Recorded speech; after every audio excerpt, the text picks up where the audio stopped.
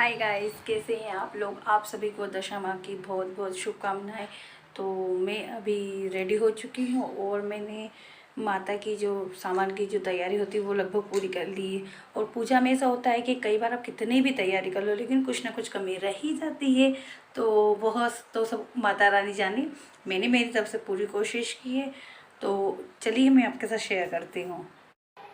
तो पूजा के सामान की तैयारी शुरू करते हैं माता जी के गहने से। तो ये देखिए मैंने स्टार्ट किया है, आटे का दिया बनाया है और भी हम आपके साथ शेयर करेंगे। तो अभी सेकेंड है, इसे हम कर रहे हैं। तो ये आप देखिए, यह जो आटा हम लगाते हैं इसमें हल्दी और घी डालकर पानी से टाइट आटा गूँथते हैं। इसमें ज़रा भी हम ये यूज़ नहीं करते हैं नमक की, क्योंकि माता जी के गहने रहते हैं इसलिए। तो आप में से किन किन लोगों के यहाँ होता है ये बताइएगा। तो मैंने माता जी के लिए लगभग सभी चीज़ें बना ली थी। फिर मैं आपके साथ शेयर कर रही हूँ कि अगर आप माता जी के आपके कहते हैं इसे चोटी गूँथना। तो कहा जाता है कि जितनी सुंदर आप माता की चोटी गूँथते हो उतने सुंदर माता आपको बाल देती है। तो इस तरीके से मैं आपको दिखा रही हूँ कि कितनी सुंदर लग रही है। देखिए माता जी के लगभग मैंने पूरे श्रृंगार बना दिए हैं और अब ये चोटी की गूँथ है। तो ये मैंने इस तरीके से गूँथी है। आपके यहाँ भी इस तरीके से माता जी के लिए श्रृंगार तैयार होता है या नहीं होता ये भी बताइएगा।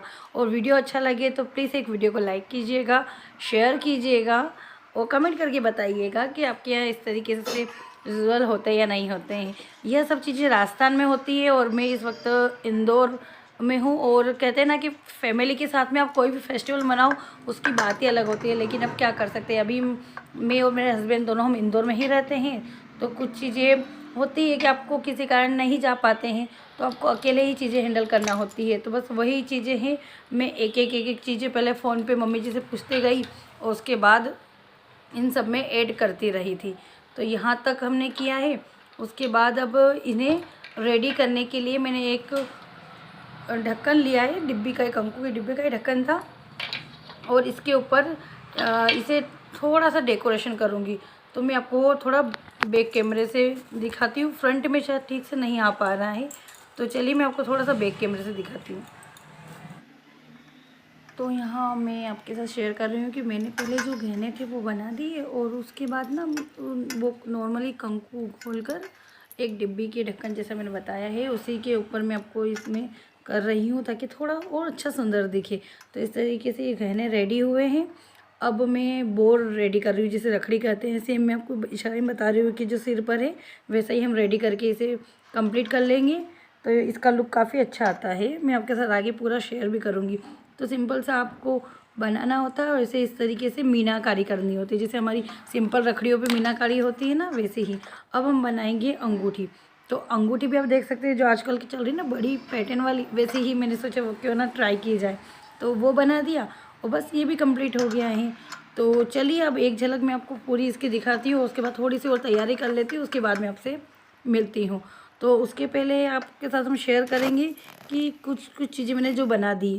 देखिए सबसे पहले यहाँ से चलते हैं। तो ये मैंने माता रानी के लिए पूजा की थाल बनाई है, इसे सिंगाड़े कहते हैं और इसको पता नहीं क्या कहते हैं, मुझे नहीं मालूम, पर ये मम्मी जी और ये सब बनाते हैं हमारे यहाँ। और यह कंकु की डिब्बी है छोटी सी, और ये 2 आटे की बाट बोलते हैं, जैसे दिए बोलते हैं।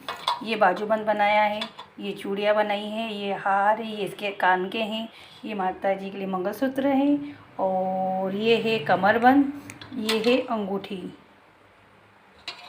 और उसके साथ में है ये है बोर, ये है आयल सेट, जैसे नॉर्मल जो पायल होती है ना उसके साथ में ऐसे ही ये ऐसे डिजाइन वाले बनते हैं, इसको आयल सेट कहते हैं। और ये है माँ की बिछिया, और ये है चोटी। तो आप में से किन किन के यहाँ इस तरीके से माँ का श्रृंगार तैयार होता है। मैं अभी पुराना दशा का धागा लेकर चलते हैं और नया वाला ले लिया है, और साथ में ही 2 दिए हैं, तो इनमें मुझे बाट रखनी है। और ऑलमोस्ट मेरी जो तैयारी है वो हो चुकी है, नारियल भी यहाँ है, लगभग सब कुछ हो चुका है। तो अब यहाँ पर मैं पूजा करने आ गई हूँ, मैंने पूजा स्टार्ट कर दी है। तो जो पीपल का पेड़ होता है उसकी हम पूजा करते हैं, जिसे हम दशा माता कहते हैं, आप सभी को पता ही है। तो बस इस तरीके से हम सब मिलकर यहाँ पर पूजा कर रहे हैं। और उसके बाद पूजा वूजा करने के बाद हम फिर कथा सुनेंगे और उसके बाद फिर घर चलेंगे। कथा यहाँ पास में ही पेड़ के पास में टेंट लगा हुआ था, तो वहीं पर सब औरतें साथ में ही कथा सुन रही थी, तो हम सब ने भी वहीं कथा सुन ली और इस तरीके से बस पूजा की है हमने। और उसके बाद अब देख सकते हैं कि यह पूरा मतलब यहाँ पर पूजा हुई है। और यह जो शूट कर रही है मेरी गुड़िया कर रही है, तो उससे हो सकता है ठीक से कैमरा हैंडल नहीं हो रहा था।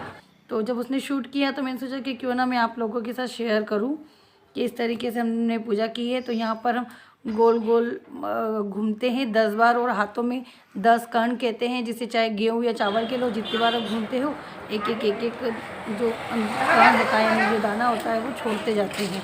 तो ऐसे 10 परिक्रमा पूरी करते हैं।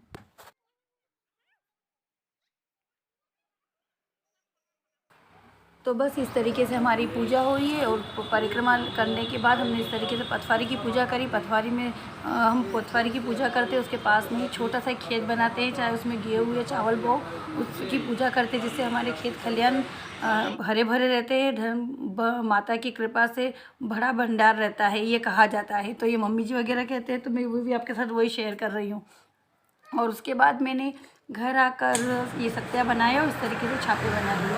उसके बाद साथ ही मैंने जो झाड़ू है ना उसकी भी पूजा की है, क्योंकि नॉर्मली जो करते हैं जो नियम आपके रहते हैं तो उस तरीके से आप करते ही हैं। तो आप सभी में से किन किन के यहाँ ऐसा होता है ये भी बताइएगा। और आज का ब्लॉग मैंने फर्स्ट ब्लॉग स्टार्ट किया था, वो आपको कैसा लगा ये भी कमेंट करके बताइएगा। तो ऐसे ही ब्लॉग देखते रहिएगा, मुझे सपोर्ट कीजिएगा। मिलेंगे हम हमारे नेक्स्ट वीडियो में, क्योंकि अब मैं इस वीडियो को यहीं एंड कर रही हूँ, क्योंकि मैं इसके बाद मेरी हिम्मत बिल्कुल नहीं थी, क्योंकि मॉर्निंग में जब से उठी तो उसके बाद एक बूंद भी मैंने पानी नहीं पिया था, क्योंकि जब तक पूजा नहीं होती तब तक हम पानी भी नहीं पीते हैं। कथा सुनते हैं उसके बाद ही, पूजा करने वगैरह के बाद ही पानी चाय पीते हैं। तो उसके बाद चाय पानी पीऊँगी और मिलते हैं हम अब अगले हमारे किसी नेक्स्ट ब्लॉग में।